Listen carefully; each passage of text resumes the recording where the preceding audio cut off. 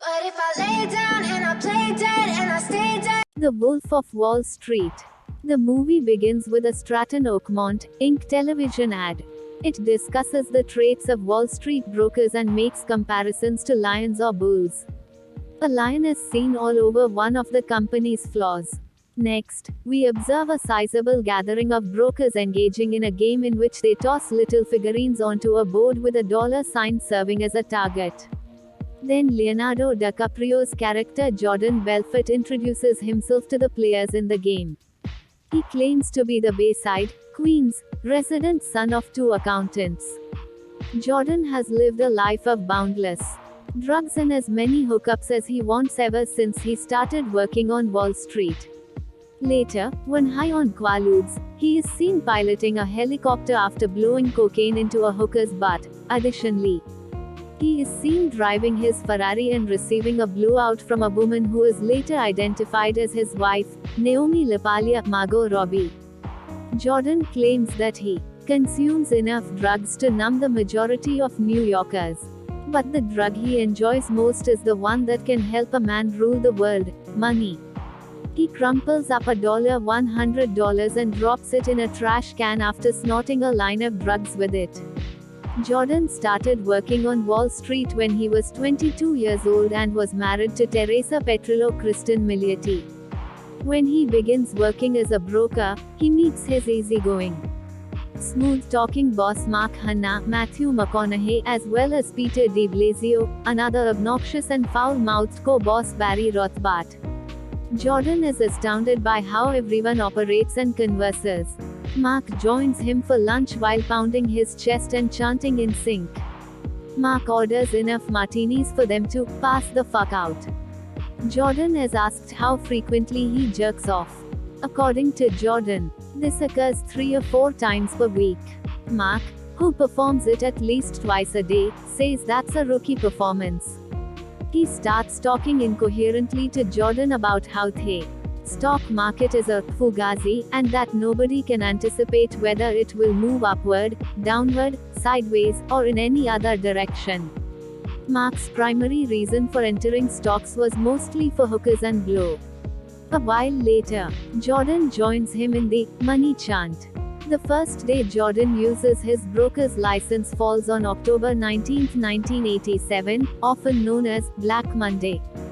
As a result of the worldwide stock market collapse, Jordan loses his job. As he peruses the newspaper's jobs section at home, Teresa recommends that they pawn her engagement ring. One location stands out to him in Long Island, Investor Center, which is housed in a little mini mall. Jordan arrives at Investor Center dressed to the nines. Being a small business with most of the brokers dressed casually in an untidy, unkempt office, the location doesn't exactly exude professionalism. The proprietor of the establishment, Dwayne Spike Jones, welcomes Jordan. Jordan is given the task of making a sales pitch for Airtime, a small business operating out of a garage in Dubuque, Iowa. A pink sheet, low-value stock called Airtime is also included, and he will get 50% of the commission on that one. Regarding Airtime, Jordan calls a prospective investor. The way he pitches it grabs everyone's attention, even if he presents it to him as a giant company, but a picture shows it to be no bigger than a tool shed. Jordan gives a very smooth but also extremely professional sales speech, and everyone in the office stops what they're doing to listen. His new employees are impressed when he makes the deal. Jordan starts to earn a good living after a few months. Donnie Azoff, a pudgy bespectacled man with pearly white teeth, approaches him in a diner. Jonah Hill. Jordan responds in the affirmative. And the man asks if the Jaguar outside is his vehicle. Donnie reveals that he and Jordan share an apartment complex and that he works selling children's stuff. He inquires as to Jordan's income, and Jordan replies that he earned $72 the previous month. Donnie demands to see a pay stub for $72,000 because he doesn't believe it. Jordan takes one out, and Donnie contacts his employer to inform him that he is leaving to pursue a career in stocks. At a pub, Jordan and Donnie are having drinks. We find out that Donnie married his cousin because he didn't want anyone else to try to have a sexual relationship with her. Donnie lights up some crack outside and gives some to Jordan. After taking one hit, he becomes energized and tells Donnie that they should start running. The two decide to establish their business in a garage. Jordan enlists the help of several of his buddies. They consist of Robbie Feinberg, Brian Sacker, Pinhead, nickname Alden Kupferberg, Henry Zebrowski, Sea Otter, Monica Chester Ming, Kenneth Choi, Nikki Koskoff, P.J. Byrne, Rugrat, nickname Dreadful Tupac, Nikki Koskoff, Brad Pitt, and Brad Pitt, John Bernthal. Brad is particularly well known in his old neighborhood for selling drugs. Jordan pulls a pen out of his pocket and asks Brad to sell it to him. Brad instructs him to make a note on a napkin. Brad sells Jordan the pen after hearing that he is without one. Jordan also brings over a number of men from Investor Center, one of which is Toby Welch, Ethan Suplee. In a vacant car garage, Jordan and Donnie put up what is essentially a boiler room. Jordan wrote a screenplay for the guys, and they are all set up at their workstations and prepared to make calls. Blue chip companies like Disney and AT&T are where they begin. Jordan phones a potential investor to buy Kodak shares. Just as the investor agrees, Jordan anticipates concluding the transaction by making obscene sexual gestures to everyone. Jordan then establishes Stratton Oakmont, expanding it to become a much larger company with additional brokers working with him. In his office, there are throngs of eager and ambitious brokers displaying their resumes in front of him. The entire floor celebrates when one Strattonite makes a sale, complete with a marching band and a sizable gathering of hookers. If Jordan gives a female employee $10,000 to use for breast implants, they even make her shave her head. News of Stratton Oakmont's success spreads over the following few years, reaching outlets like Forbes magazine and the FBI, notably Agent Patrick Denham Kyle Chandler. Jordan is attacked by Forbes, who refers to him as the Wolf of Wall Street and a sleazy Robin Hood. At first, Jordan is upset about it, but Teresa reassures him that there is no such thing as bad PR. And more enthusiastic, young brokers start to visit his office. They introduce Jordan's father, who is introduced as Mad Max, Rob Reiner because of his perpetually irritated demeanor. He monitors his son's finances and chastises him and his companions for dining out for $26,000, breaking up their conversation about using the tiny people for their game, as seen earlier. Jordan hosts a party at his oceanfront home on Long Island and makes an announcement about his desire to push the business into the fucking stratosphere. He's just about to go into detail regarding the effects of Quaaludes when Donnie abruptly stands up and moves slowly over to Jordan's pool table while murmuring the name, Steve Madden.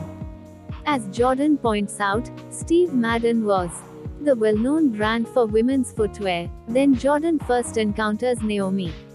Inviting her to go along on his jet ski, he runs down to say hello. Upon noticing this, Donnie's wife Hildy Mackenzie Meehan makes an effort to separate Jordan from Naomi by claiming Teresa needs his assistance. Donnie then makes his way downstairs and begins masturbating in front of everyone with Naomi. One evening, Jordan takes Naomi out to dinner. She invites him to her flat for tea after he drives her home. Right before she exits her room fully nude, Jordan is very tempted by her. 11 seconds pass during their 11-second sexual encounter before Jordan tries to restart it. Before Teresa discovers Jordan snorting cocaine off Naomi's breasts in the back of a limo, he maintains his liaison with Naomi for a while. Jordan is yanked out, and she begins to strike him. He doesn't respond when she asks him with tears in her eyes if he loves Naomi. Jordan continues his narration in voiceover, saying after feeling horrible about hurting Teresa, he 3 days later filed for divorce. Jordan's flat is now Naomi's new home. She hires a decorator to make the space more Jordan's style, as well as Nicholas, a gay butler, John Spinogatti. Jordan likes him up until Naomi returns home one night and discovers Nicholas hosting a gay orgy in the flat. Jordan is informed by her that their room has been burglarized, and that in addition to $20,000 in cash, $30,000 worth of jewelry and other items are also missing. Jordan, Donnie, Chester, and Rugrat question Nicholas about the missing money and what he knows about it. In an obvious attempt to defend his gay pals, Nicholas declines to comment. He then abruptly changes the subject by informing them out loud that he believes their questions are based only on prejudice towards gay people. In an effort to get Nicholas to confess, Chester gives him a strong blow to the nose while Donnie holds Nicholas by the legs over the balcony. Jordan calls the police, who then take Nicholas into custody and kick him in the behind for stealing. Jordan is able to recover the stolen funds through money laundering. He hires Manny Riskin, Geoff Favreau, an attorney, to ensure their legality because he is aware that these actions are illegal. All that counts to Jordan is the fact that he is making more money than he or anyone else knows what to do with. Jordan proposes to Naomi with a yellow diamond ring, and she accepts. He plans a bachelor party in Las Vegas, where there are hookers, alcohol, and enormous doses of cocaine even on the plane. The wedding is a significant event as well. Naomi introduces Jordan to her English aunt Emma, who is aware of Jordan's cocaine use. After selling their New York apartment, Jordan and Naomi decide to buy a big Long Island home. As a wedding gift, he even gives Naomi a yacht with the same name. Skylar, Jordan and Naomi's daughter, is born after 18 months. The pair is now frequently fighting over Jordan's pranks. He called the name Venus while sleeping the entire night. We learn that she is a hooker who poured hot wax from a lighted candle onto Jordan's back when he was yelling, "Wolfie," during sex, his safety word. Which she ignores their pattern, which concludes with them getting close, according to Jordan, includes fighting. Naomi declares that she will only wear short skirts going forward and won't purposefully wear panties to tease Jordan when they put the infant to sleep. Jordan, on the other hand, has his own ruse up his sleeve. He informs Naomi that one of his security guards, named Rocco, has been filming her. It's the day before a meeting with Steve Madden, a designer of women's shoes who wants to float his business at work. A nerdy broker is caught by Jordan cleaning his goldfish bowl. He sends Donnie to confront the man, humiliate him in front of everyone by gulping down the man's goldfish, and then send him out as the rest of the group jeers. Jake Hoffman portrays Steve Madden as he introduces the Mary Louse, his newest offering, which one broker says look like fat woman shoes. Jordan stops the brokers from hurling debris at him. He asks Madden to work with them, and Madden consents. Jordan then stands up to address the audience from the stage, extolling the virtues of wealth. Stratton Oakmont receives $22 million in just 3 hours from the successful launch of the stock in the trading room. The FBI issues a subpoena to the business asking for Jordan's wedding video clip. Jordan meets with Bo Dieter, his private eye, who is portraying himself. Bo informs Jordan that Denim has photos of Jordan's inner group. Jordan asks Dieter if it's feasible to buy Denim off, and Dieter emphatically says, no. Jordan invites Denim and his companion agent Hughes Ted Griffin onto the Naomi, which is anchored in a Long Island harbor. He shows them a list of everyone who is going to the wedding. Denim views Jordan's description of an employee hired after requiring money after his mother's triple bypass operation as a bribe. Jordan laughs and orders the agents to leave his yacht. As they walk away, he mockingly throws $100 bills at them. Jordan resolves to keep his money out of the hands of tax collectors and robbers by putting it in offshore accounts. Donnie and Rugrat travel to Switzerland to complete the task. Jordan's trip there is chaotic since he takes a lot of quaaludes before the flight. He then insults the captain and acts lewdly toward the hostess. He awakens with his chair fastened to him. Donnie informs Jordan that he attempted to incite a riot on the plane by dry humping the female flight attendants and insulting the captain, who personally detained Jordan in his seat. Jordan is not charged upon his arrival thanks to Rugrat's intervention and the support of his Swiss acquaintance. The trio meets with a group of French-Swiss bankers led by Rugrat's college classmate Jean-Jacques Sorel, Jean Dujardin. Sorel persuades them to have money stored in their account by someone outside the United States. Jordan heads to London, England, to persuade Naomi's Aunt Emma to accept a portion of his inheritance. Jordan also tries unsuccessfully to hit on her as a result of this. They also employ Brad's Slovak wife Chantal Katerina Kass to smuggle money into Switzerland with her family. Albeit she can only strap a certain amount to her body. Donnie and Brad had a fight, which ends with Brad striking Donnie out. Donnie later drives out to a dingy Long Island strip mall to exchange money with Brad. Brad had expressly requested Jordan to make sure Donnie didn't show up to the meeting high, but Donnie appeared to be. After a few moments, Donnie admits that he isn't genuinely stoned for the meeting and continues to harass Brad. Donnie had taken Brad's hit quite personally. They have another altercation as the cops are observing. Donnie departs with his money briefcase, leaving Brad to be jailed. Donnie arrives at Jordan's residence with a strong brand of Quaaludes known as Lemon 714, an extremely rare kind of the drug.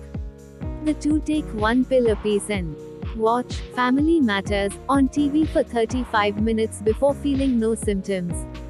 They take more and continue to feel nothing. They discover that they died in 1981. Naomi, pregnant again, goes downstairs and finds the two exercising. Jordan is informed that Bo Dieter is on the line. Jordan is told by Dieter to leave his house and call him from a payphone. Jordan travels a mile down the road to a country club in order to use the payphone. Dieter informs him that Brad has been arrested and that Denham has tapped Jordan's home and work phones. Just then, Jordan begins to feel the effects of the lemons. The pills had passed their expiration date and created a delayed fuse. He begins slurring his words before collapsing to the floor, unable to stand or walk. He crawls outside, rolls down the steps, and uses his foot to open the door of his Lamborghini. Naomi contacts him to inform him that Donnie is behaving oddly and had phoned Sorel. Jordan tries to drive his car home despite being too high. He crawls his way to the kitchen to get Donnie, who is also feeling the delayed effects of the Quaaludes, off the phone, shrieking as loudly as he can about the FBI listening in. Donnie rushes to stuff cold cuts into his mouth. But he chokes and falls, smashing the glass dining table. Naomi rushes in, only to discover Donnie becoming blue and choking. Jordan takes a small vial of coke from a drawer and puts the entire contents into his nose, juxtaposed with a Popeye cartoon as Olive Oyl feeds the sailor man some spinach, with the tune accompanying Jordan and the coke he takes the food from Donnie's mouth and proceeds to do a rudimentary Heimlich maneuver. Jordan pauses for a few moments, considering letting Donnie die, until Naomi tells him that Donnie has a family. Donnie eventually coughs up the meal he was choking on, thanks to Jordan. Jordan awakens the next morning to see the cops at his home. They arrest him after showing him his Lamborghini, which has significant damage, despite Jordan's belief that he brought the car home in one piece. Jordan didn't make it home without wrecking his car, striking numerous other cars, a couple golf carts, and a mailbox, according to a flashback. He is released after it is established that there is no evidence that Jordan was ever behind the wheel of the automobile. Manny and Max inform Jordan he struck gold. A few months later, Jordan hosts a large gathering on his floor to announce that he is leaving the firm to be succeeded by Donnie, Pinhead, and Rugrat. He singles out one woman for starting at Strat. Done with barely 2 nickels to rub together, and now living lavishly because Jordan gave her a chance. He tells the brokers he adores them all, bringing them to tears.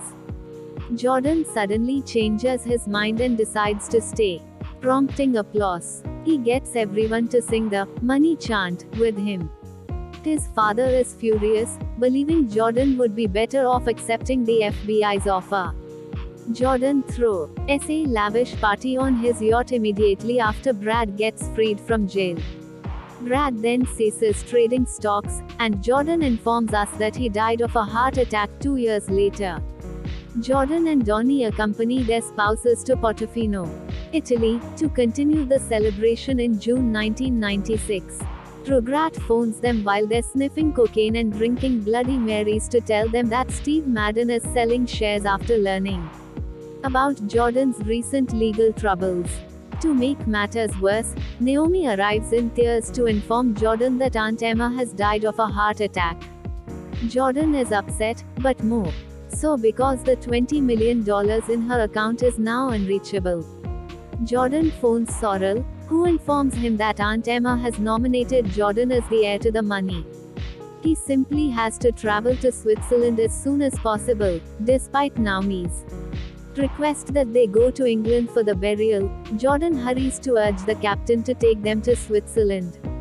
Jordan believes they can reach a safe port and that he can fly to Geneva on a tiny plane. The skipper informs Jordan that there may be rough seas ahead, but Jordan is unconcerned.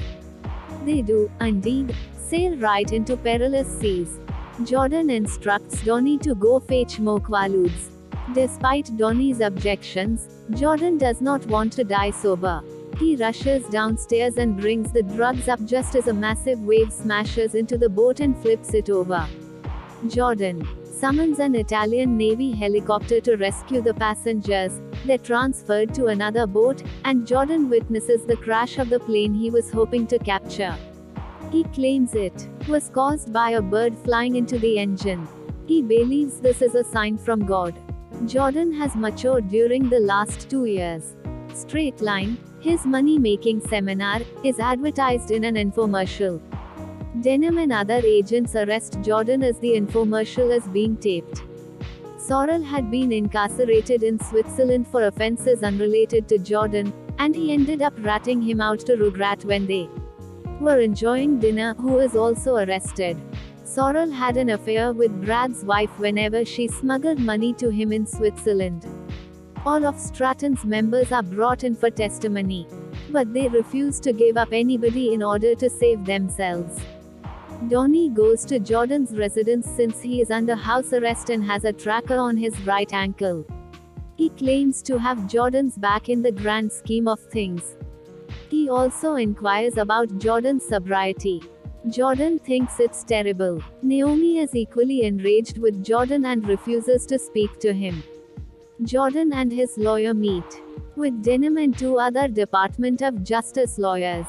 They try to make a deal in which Jordan wears a wire to incriminate the other co-conspirators. They call the case a Grenada, in reference to the U.S.